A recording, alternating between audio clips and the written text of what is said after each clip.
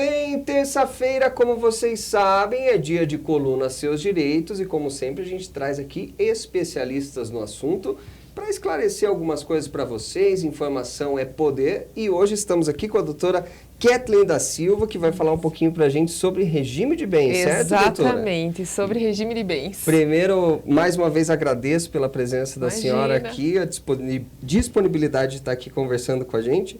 Então vamos pelo começo. No que consiste exatamente o regime de bens? O que é esse regime de bens, né?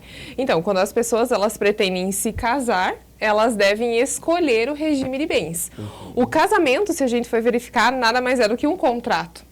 É um acordo de vontades entre as partes ali. Sim. E o regime de bens faz parte desse acordo. Então, elas precisam, entre elas, concordarem o que vai ser feito desse patrimônio. Se ocorrer um possível divórcio ou, né, com o inventário, a morte, que é inevitável. Então, o regime de bens é isso, é o acordo que elas vão celebrar entre elas, em que elas vão acordar entre elas qual que vai ser a destinação do patrimônio, dos bens. E hoje, quais que são os regimes de bens possíveis, né, nesse contrato? Inclusive, maio não é o mês das noivas? Exatamente, viu? Olha, já veio a calhar o assunto, né? Tudo a ver. Aqui, realmente, você que está pensando em se casar, já vai ficar por dentro do assunto. Já verifica aqui. Hoje, atualmente, no nosso Código Civil, nós temos 4 tipos de regime de bens, que os noivos, então, podem ter a liberdade de escolher, que é o da comunhão parcial de bens, da comunhão universal de bens, da separação total de bens e da participação final dos aquestos. Esses são os regimes previstos, né, na legislação, que as partes podem escolher. Vamos explorar cada um deles. Vamos falar um pouquinho cada um deles. Então, o mais comum e o mais utilizado, né, pelas pessoas é o da comunhão parcial de bens mesmo. No que ele consiste? Então, quando as pessoas decidem se casar, os bens que cada um, seja o noivo ou a noiva, tinham anteriormente ao casamento, ou bens que eles venham a receber em forma de herança ou doação dos pais, tios ou de um amigo, enfim, não vai se comunicar. O que é isso, comunicar? Um não vai ter direito no bem do outro se for nessa esfera, que chamamos de bens particulares. Então, o que eles vão poder dividir? O que cada um vai ter parte? Somente nos bens que ambos, então, tiveram ali esforço, seja financeiro ou de algum outro jeito de prova, né? De repente é só o marido que trabalha, mas a esposa fica em casa e ela também contribui de alguma forma, então também teve um esforço mútuo ali, né? O esforço dela também para conseguir adquirir aquele determinado bem. Esse é um bem comum, esse bem sim vai ser dividido de forma igualitária para os dois daí. Esse aí é o Esse é o da comunhão parcial de bens. Comunhão parcial, A comunhão universal de bens é tudo, é o amor total, assim, né? Então, é aquela, tudo que é teu é meu e tudo que é meu é seu também. Professores de direito civil, inclusive, brincam que é tudo que é teu, desde que você nasceu, é meu e é de fato. Então, a pessoa tem direito a absolutamente tudo. Seja bens de herança, sejam bens doados, sejam bens anteriores ao casamento. Então, eu me casei no regime da comunhão universal de bens e meu marido já tinha 2 apartamentos, 3 carros, prédios, é tudo meu também. Então, nunca, né, numa separação, enfim, é dividido tudo pela metade. Quando a gente fala especificamente em comunhão de bens, doutora, a gente está falando, como a senhora pontuou, é um contrato, né, entre essas duas partes. Mas a gente está prevendo o que será feito a partir de uma possível separação. Exatamente, de um divórcio, né, separação e de um inventário também, porque daí uma das duas partes também não vai mais estar ali, né? Então, como que vai ficar? Com quem que vai ficar esse patrimônio, né? Como que vai ser dividido? Então, é para isso que o regime de bens serve. Ele serve tanto para o divórcio quanto para um inventário também. E na sequência tem mais 2 tipos? Tem a separação total de bens. A separação total de bens é aquele, o que é meu, o que é teu e deu. Então, cada um vai cuidar do seu patrimônio. A regra desse regime é que quando se divorciarem, não tem o que partilhar, não tem o que dividir, porque ali já está tudo descrito, e mesma coisa no inventário também. Então, não vai ter nada para dividir. A única particularidade, tanto dessa separação total de bens, quanto da comunhão universal de bens, é que as partes, os noivos ali, eles precisam primeiramente fazer um pacto antinupcial. Esse pacto antinupcial é efetivamente esse acordo por escrito e é feito num tabelionato de notas. Então, eles vão até um tabelião, redigem, né, fazem ali esse pacto antinupcial explicando qual regime eles estão escolhendo, qual regime eles estão aderindo. E aí, sim, posteriormente, quando eles forem fazer a habilitação lá no registro civil para casar, eles levam o pacto. Então, para esses dois regimes, é necessário o pacto antinupcial também. Nossa, mas é uma burocracia. Resguarda, né? Exatamente. Então, muitas pessoas às vezes nem entendem o que cada regime fala e, quero esse, quero aquele. Mas, querendo ou não, o regime de bens também é um meio de planejamento patrimonial. Então, você tem que imaginar o que vai acontecer com o teu patrimônio. Obviamente, quando nós nos decidimos nos casarmos, a gente não pensa num divórcio, mas às vezes pode ocorrer. Ou então, quando da morte. Esse é um evento inevitável. Ninguém quer, ninguém, né, espera, mas ocorre. Então, como que vai acontecer? É a partir do regime de bens que você tem essa capacidade de, pelo menos, tentar deixar de uma forma mais tranquila como que vai ficar dividido para cada um, né? Naquele regime de bens que a senhora comentou antes, que é da comunhão parcial, como que eu consigo determinar o que foi conquistado pelo casal e, assim, enfim, exatamente. No momento de uma separação, por exemplo... Tudo por meio de prova, né? Obviamente. Então, como eu falei, às vezes é porque ficou no nome dos dois. Então, os dois adquiriram a casa, por exemplo, uma casa. Então, eles adquiriram aquela casa e ali, na escritura de compra e venda, enfim, os dois ficaram como adquirentes. Ok? Então, é dos dois. Mas, às vezes, não. Às vezes, ficou só no nome do marido. Mas foi na constância do casamento, ou seja, na vigência do casamento que foi adquirido. Aí vai verificar. Tudo bem, era só ele que trabalhava, como eu falei anteriormente, mas ela ficava em casa, ela cuidava dos filhos, ela mantinha a casa. Então, ela também teve o esforço. Aí divide para os dois. Então, é nesse sentido. E os bens particulares é que ele já tinha anteriormente ao casamento. Então, ele já tinha um carro antes da data do casamento, ele já tinha um terreno, um apartamento, enfim, antes dessa data. Assim como os bens. Se ele vir a herdar ou ganhar, né, em doação, aí independente, pode ser que seja na constância do casamento, mas como é na parcial de bens, a esposa ali, né, como é ele que está ganhando no meu exemplo aqui, a esposa não vai ter direito. Então, daí ela não pode falar, não, eu também quero, não, porque daí são bens particulares dele. E no caso, a senhora colocou bem aí, no caso de um imóvel, né, de uma casa, enfim, e há uma divisão igualitária. Como que se divide um imóvel? Como que se divide, né? Divide no meio no que consiste essa divisão? A divisão do imóvel. Aí vai verificar no processo se o imóvel vai ficar com um deles. E qual que é o valor do imóvel? O imóvel foi avaliado em R$200 mil, mas vai ficar para a mulher esse imóvel. Então, ela vai ter que pagar R$100 mil para o marido. É como, né? Entendi. Não vai ficar para nenhum, então eles vão colocar à venda esse imóvel e depois vai partilhar ali R$100 mil para cada um.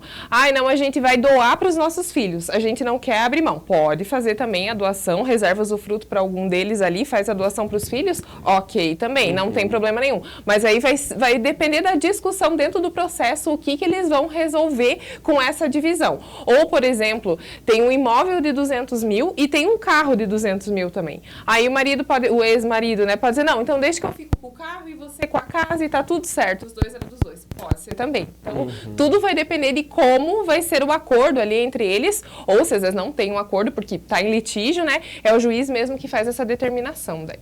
Agora, uma pergunta que eu acho que é válida. Se eventualmente uma das partes se arrepende de ter firmado um contrato em um regime de bens específico. E quiser trocar. No momento da separação. Pode trocar. No momento da separação, não. Não. Então, no momento da separação já era. Sim, é porque eu já vi, né, histórias. Não, porque eu assinei, mas me arrependi. Não era isso que eu queria. O regime de bens, ele pode ser alterado. Ele pode ser alterado. Essa alteração é feita judicialmente, é uma ação judicial, então precisa da autorização do juiz para alterar, tudo bem. Mas os dois têm que estar de acordo. Então, hoje eu casei na comunhão universal de bens. E agora eu tô pensando, mas eu acho que não tá muito bem, ou de repente a gente constituiu uma empresa e o nosso patrimônio vai acabar se comunicando, dando algum problema. Então, vamos mudar? Vamos, amor. Aí vai lá e faz essa modificação, não tem problema nenhum. Só que a modificação vai ser a partir da autorização do juiz. Então, assim, às vezes até tal data, casei em 2000, mas em 2012 eu pedi autorização para fazer a troca, ok? Então, até 2012 eu estava casada no regime da comunhão universal. Aí, em 2012 eu tive autorização do juiz, de 2012 para cá é a parcial. Então, verifica, não volta todos os efeitos até a data que foi realizado o casamento, né? A senhora comentou antes sobre o fato do regime de bens valer também para o inventário. As regras, como que se aplicam, né? Qual que é a diferença de um divórcio para um inventário? A regra é a mesma dos regimes? Como é que funciona? Muda um pouquinho. E muda um pouquinho por quê? Vou só explicar o pensamento do legislador para isso. Por que vai mudar, né? Não é a mesma. Porque num possível divórcio, entende-se que teve um desgosto por parte de alguém fez alguma coisa, teve uma culpa, enfim, ali, então vamos dividir os bens desse jeito. O inventário não foi vontade de nenhuma das partes, é o evento inevitável que nós temos na vida da gente, todo mundo sabe que isso irá acontecer, a morte. Então aconteceu e ele já ficou ali sozinho, então a divisão vai ser diferente. Por exemplo, no regime da comunhão parcial de bens, estou casada na comunhão parcial de bens, eu vou me divorciar. Eu só vou dividir aquilo que nós adquirimos junto na constância do casamento. Mas se meu marido falece, no regime da comunhão parcial de bens, eu fico com a metade do que nós compramos junto e os bens particulares dele, o que ele tinha anterior, o que ele veio a ganhar de herança e de doação, eu concorro com os meus filhos, por exemplo. Então, aí eu tenho mais 2 filhos, então todos esses bens particulares dele vão ser divididos em 3, para mim e para os meus 2 filhos. Então, eu ganho mais do que divorciando, né? O regime da comunhão universal não muda porque é metade de tudo mesmo, então não vai ter alteração nenhuma. Da separação total, também, a princípio, não mudaria nada, porque ficaria, né, cada um com o seu, enfim, mesmo no inventário também. O que acontece, às vezes, na separação total é que, às vezes, a pessoa pensa, casei com a separação total, então não vai ter direito a nada, nem que eu morrer e ainda bem. Mas, se não tiver filhos, o casal não teve filhos, aí o cônjuge sobrevivente, quem tá ali, o viúvo, vai concorrer, vai dividir com os pais, se aquele que faleceu tinha pais vivos. E se não tinha nem pais, fica tudo para ele. Então, por mais que era a separação total, ele ainda pode vir a herdar alguma coisa. Então, tudo é particularidades de cada caso. Tem filho? Não tem filho? Tem ascendente? Tem pais? Então, né, como que funciona essa questão? E o regime da participação final dos aquestos, que eu acabei nem falando, e é um regime, assim, que nem é utilizado, é um regime quase muito semelhante com o da separação total de bens. Cada um vai cuidar dos seus bens, cada um vai ser responsável pelo seu patrimônio, enfim, não tem essa questão de metade meu, metade seu. Mas esses aquestos é justamente esses bens que são adquiridos conjuntamente. Então, quando eles são adquiridos conjuntamente, se forem adquiridos conjuntamente nesse regime, vai se utilizar as regras do regime da parcial. Divide para cada um e pronto. Mas é um regime pouquíssimo utilizado. A senhora tem alguma estatística de quanto, o que costuma ser mais? 90% é o parcial de bens, a comunhão parcial de bens. A maioria é parcial de bens. Tem uma pergunta aqui que eu acho que a senhora pode ter respondido antes, mas vamos explorar um pouquinho. Se os pais, por exemplo, querem doar um bem a um filho, mas esse filho ele casou no regime de comunhão total de bens, o outro cônjuge tem direito ao que ele recebe de doação dos pais? Tem, ele vai ter direito, na comunhão universal ele vai ter direito, mas tem como se resguardar. Como assim? Então, se às vezes, né, o pai ali quer doar, mas ele pensa, hoje eles estão bem, mas a gente não sabe até quando vão estar bem, e casaram com esse regime, então ela vai acabar herdando também. O que os pais podem fazer? Eles fazem essa doação com uma cláusula de incomunicabilidade.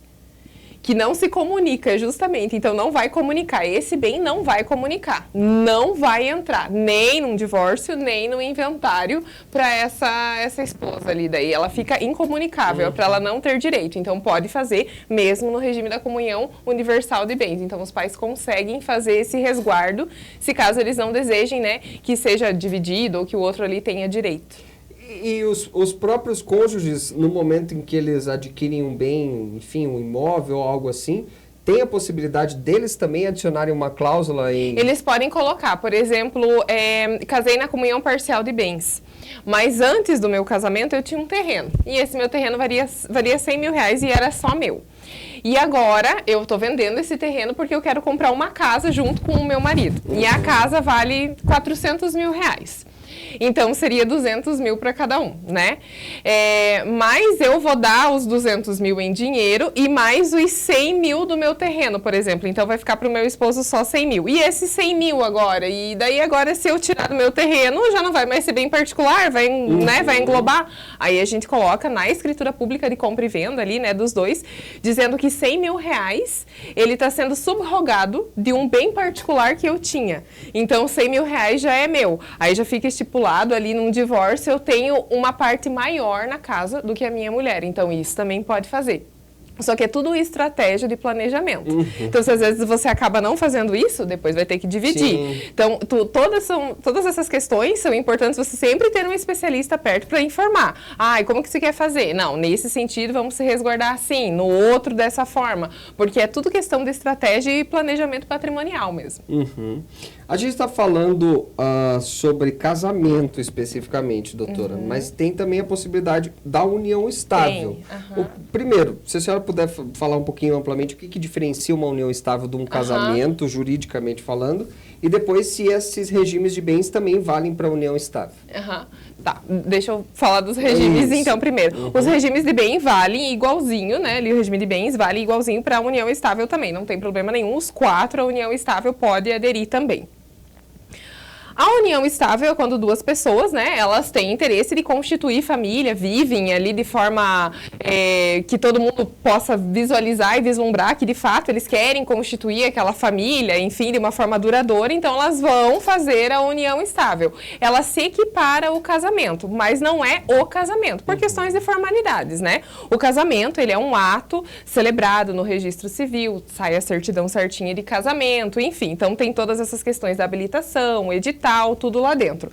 A união estável, ela pode ser constituída por meio de escritura pública, num tabelionato. Então, quando eles vão lá nesse tabelionato de notas e eles fazem a constituição dessa escritura pública de união estável, ali eles já podem escolher o regime de bens deles. Então, eu quero da parcial, eu quero da comunhão universal, enfim, eles ali deliberam e eles escolhem.